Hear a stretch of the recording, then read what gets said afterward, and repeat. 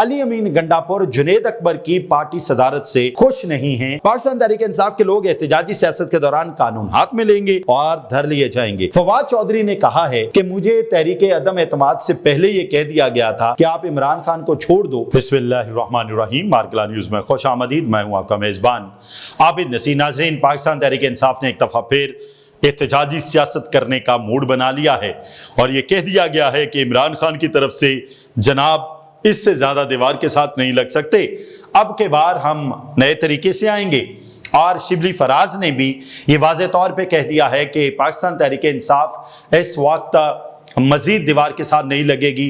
पाकिस्तान तहरीक इंसाफ ज़बरदस्त एहतजाज करेगी और इस एहतजाज में वजीर आला KPK अली अमीन गंडापुर भी होंगे और उनके साथ जुनैद अकबर भी होंगे।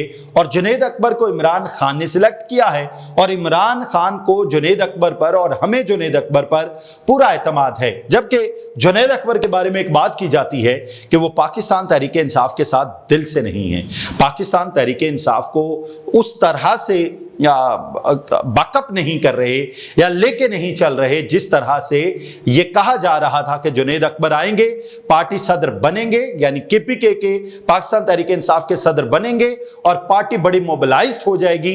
लेकिन अनफॉर्चुनेट ये है कि अली अमीन गंडापुर भी पीछे हट गए और जुनैद अकबर भी वो काम नहीं कर पाए जिस काम के लिए जुनैद अकबर को इमरान खान ने अपॉइंट किया था। अब अंदर की खबर यह है कि अली अमीन गंडापुर जुनैद अकबर की पार्टी सदारत से खुश नहीं हैं।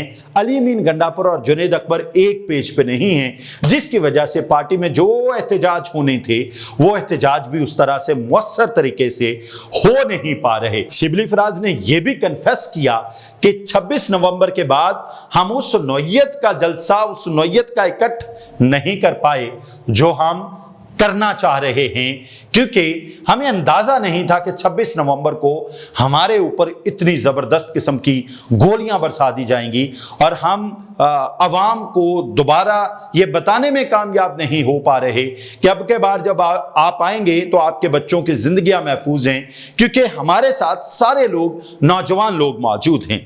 अच्छा जी, शिबली फराज ने एग्जैक्टली क्या कहा और वो आपके सामने रख देते हैं। एहतजाजी सियासत दोबारा से शुरू करने के लिए पार्टी ने लाहे अमल तैयार कर लिया है और फिर उन्होंने कहा PTI ने 3 साल से एहतजाजी सियासत की है। 26 नवंबर के बाद हमारी सियासी जिद्दोजहद में कमी आई है, जो अभी मैंने बताया। हमें तवक्को नहीं थी हम पर गोलियां चलाई जाएंगी। उन्होंने कहा कि अब बानी PTI से मुलाकातें दोबारा शुरू होंगी और दोबारा सरगर्मियां शुरू होंगी। इमरान खान ने तंजीमी ओहदेदारों को दोबारा से जिद्दोजहद शुरू करने की हिदायत दी है। फिर उन्होंने कहा कि वजीर आला के अमल दखल के बगैर एहतजाज ज्यादा मुअस्सर नहीं होता। अली अमीन गंडापुर एहतजाज में जुनैद अकबर को सपोर्ट करेंगे। उन्होंने यह भी बताया कि जुनैद अकबर को PTI ने बनाया और उन पर एतबार है।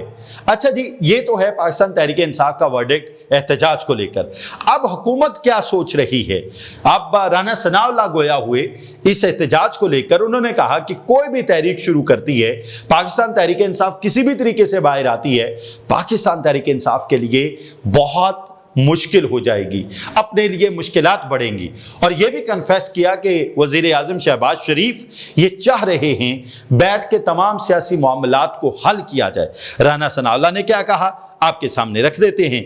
राना सनाउल्लाह का कहना है कि किसी भी तहरीक का खतरा खुद PTI को होगा।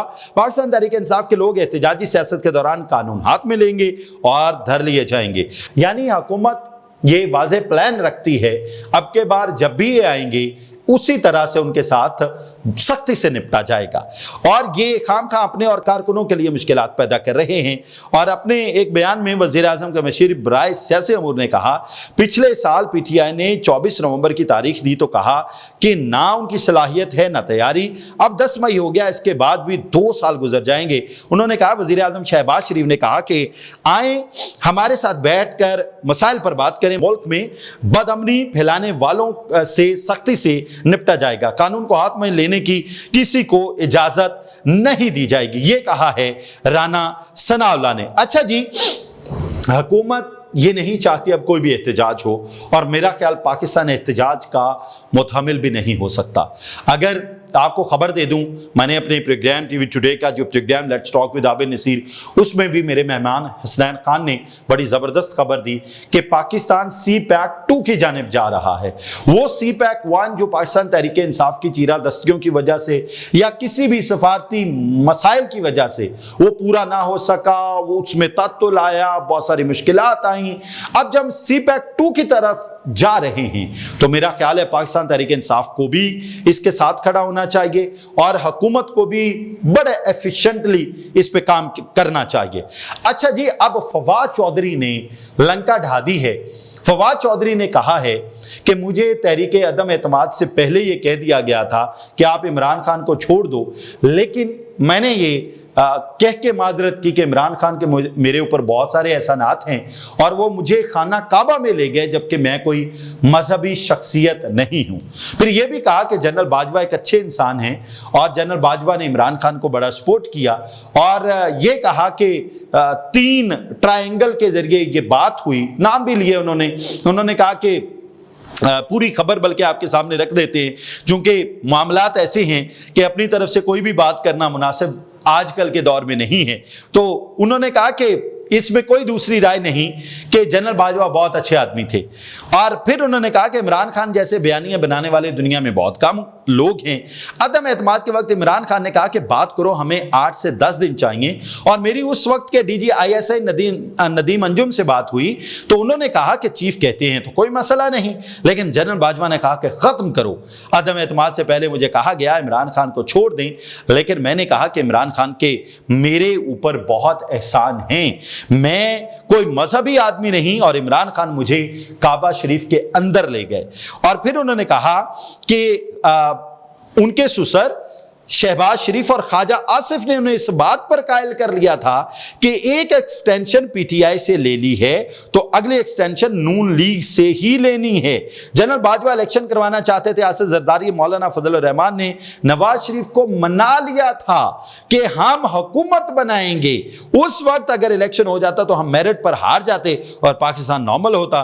फवाद चौधरी ने बताया कि एहसन बून और आजम नजीर तारड़ जस्टिस अतर मिनल्ला को मिलने गए और जनरल बाजवा को यह बात पहुंचाई कि इमरान खान आपको बरतरफ कर देंगे।